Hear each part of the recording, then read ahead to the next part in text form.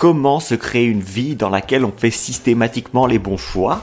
Je vous pose la question. Comment se créer une vie dans laquelle on prend systématiquement les bonnes décisions? Alors, la réponse, elle est très simple.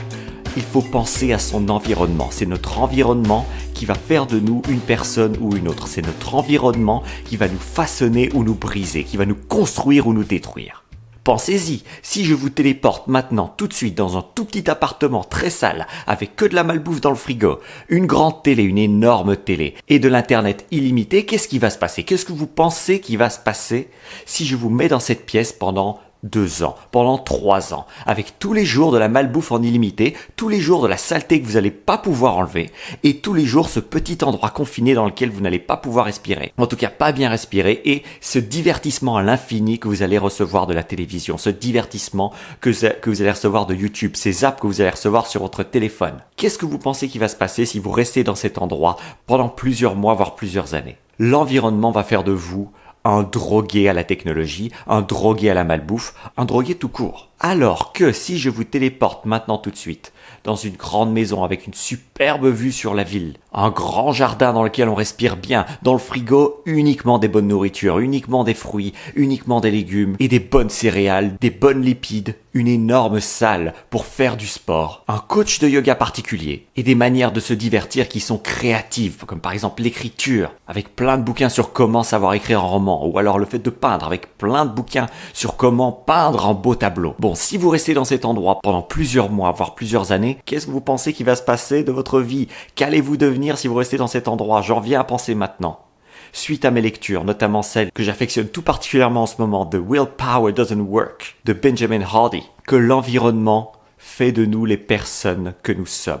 Alors là où vous habitez actuellement, je suis persuadé que vous pouvez optimiser votre environnement pour faire que vos bons choix, les bons choix de votre journée soient faits systématiquement, pour que dans votre lieu de vie, il n'y ait pas de malbouffe, ou il y en ait le moins possible, pour que vous ne soyez pas tentés, parce que s'il n'y en a pas, vous allez juste pas en manger. C'est pareil pour les distractions. Vous pouvez couper ces distractions. Vous pouvez décider de ne pas aller sur ces distractions de telle heure à telle heure tous les jours. Par exemple, de 7 à 9 heures, vous n'êtes absolument pas sur les réseaux sociaux. De 7 à 9 heures tous les soirs, vous n'êtes pas en train de regarder la télé. De 7 à 9 heures tous les soirs, vous faites quelque chose pour vous qui est un investissement qui va développer une partie de votre cerveau. De l'écriture, n'importe quoi. Le fait de faire de la gym, le fait d'aller nager, le fait d'aller courir dans le quartier. Alors, au début, la transition est toujours difficile parce qu'il y a un petit enfant en nous qui ne veut pas se brosser les dents. Il y a un petit enfant en nous qui ne veut pas aller à l'école. Il y a un petit enfant en nous qui ne veut pas se faire de nouveaux amis, qui veut rester tout le temps avec les mêmes amis. Et pourtant,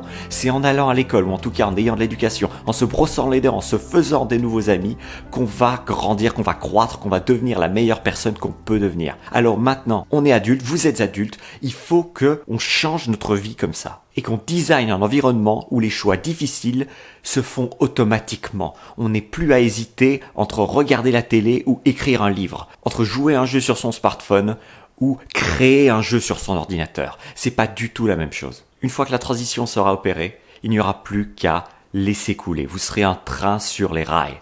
Évidemment, cette transition, elle est difficile, mais c'est comme économiser de l'argent. C'est jamais facile d'économiser de l'argent. Et pourtant, les gens riches, c'est toujours des gens qui ont mieux investi que les gens qui n'ont pas suffisamment d'argent. C'est toujours des gens qui ont eu un petit peu cette bonne habitude d'investir leur argent plus que le dépenser. Et cette petite souffrance, c'est une souffrance court terme qui vous apportera un bonheur long terme. Alors que le plaisir court terme qu'on a quand on fait des choses parce que notre environnement est mal designé, comme manger les mauvaises nourritures ou se divertir de la mauvaise façon, ça nous apportera une souffrance long terme. Alors pensez long terme.